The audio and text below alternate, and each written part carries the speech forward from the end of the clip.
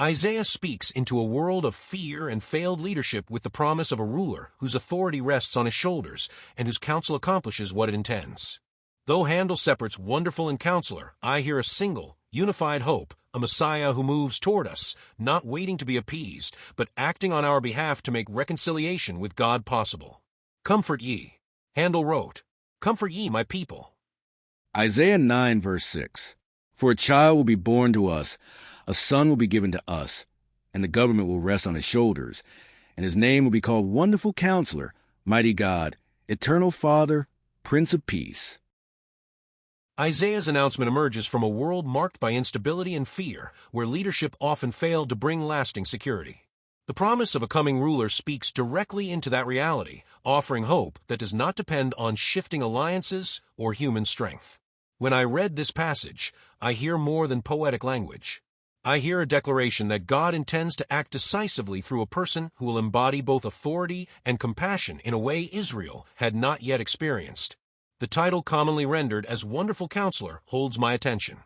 Handel's famous musical setting divides the phrase into two separate ideas, wonderful and counselor, and while that has shaped how many of us hear the text, I am persuaded that Isaiah intends a single, unified description.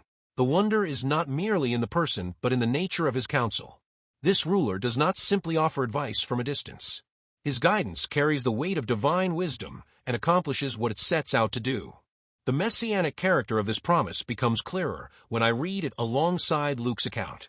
There, the child promised in Isaiah is explicitly identified as the one through whom God's saving purpose unfolds.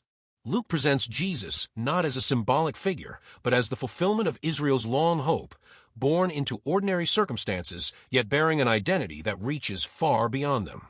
The government resting on his shoulders is not framed as immediate political domination, but as a reign that advances through obedience, sacrifice, and faithfulness. This is where the contrast with human religion becomes sharp for me. In most systems, people strive to reach the divine through effort, performance, or appeasement. In the messianic vision Isaiah announces and Luke confirms, God moves toward humanity. Jesus acts as helper, comforter, and advocate, roles that align perfectly with the idea of a counselor who works on our behalf. He does not wait for us to find God on our own. He comes to make that encounter possible, even at the cost of his own life. That is why I find this title so compelling. The Messiah reigns by doing what I cannot do for myself, guiding, reconciling, and sustaining. A counselor like that is truly wonderful, and I receive that gift with joy.